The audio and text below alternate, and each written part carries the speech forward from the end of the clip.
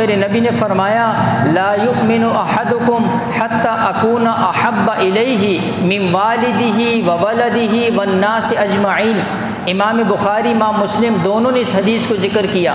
حضور فرما رہے ہیں ایمان کامل نہیں ہو سکتا اس وقت تک جب تک کسی کے دل میں میری محبت اس کے ماں باپ سے، اس کی اولاد سے، حتیٰ کہ کائنات کے سارے لوگوں سے زیادہ نہ ہو جائے۔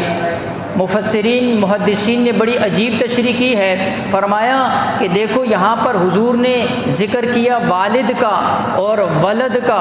والد باپ کو کہتے ہیں، ولد اولاد کو کہتے ہیں، والناس اجمعین کے اندر سارے لوگ شامل ہو جاتے ہیں۔ یہ نام کیوں لیے ہیں؟ فرمایا کہ ولد کے اندر سارے بڑے آ جاتے ہیں، جتنے بڑے رشتے ہیں اس کے اندر باپ بھی ہے، اس کے اندر دادا بھی ہے، اس کے اندر اوپر جتنے بھی رشتے ہیں اس کے اندر آباء و اجداد ہیں۔ فرمایا کہ تم سب کے جو بڑے ہیں ان سے بھی زیادہ محبت ہونی چاہیے۔ اولاد میں سارے چھوٹے رشتے آ جاتے ہیں، چاہے وہ اولاد کی شکل میں ہو، پوتوں کی شکل میں ہو، اور جو ہے چھوٹے رشتے ہوں، تو ولد کے اندر سارے چھوٹے رشتے آ جاتے ہیں۔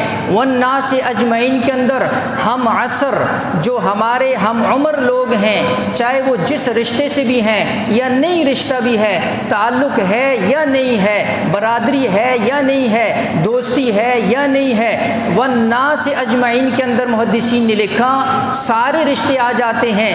گویا کہ میرے نبی فرما رہے ہیں جہاں میری تعلق اور محبت کی بات آئے وہاں پر پھر باپ کی رشتہ داری ہو، وہاں پر آباء و اجداد کا طریقہ ہو، وہاں پر آباء و اجداد کی روایت ہو، یا وہاں پر اولاد کی محبت آڑے آئے، وہاں پر اولاد کا تعلق آڑے آئے، نسبت آڑے آئے، دوستی آڑے آئے، برادری آڑے آئے، معاشرہ اور سوسائٹی کسی چیز کو بھی نہیں دیکھنا۔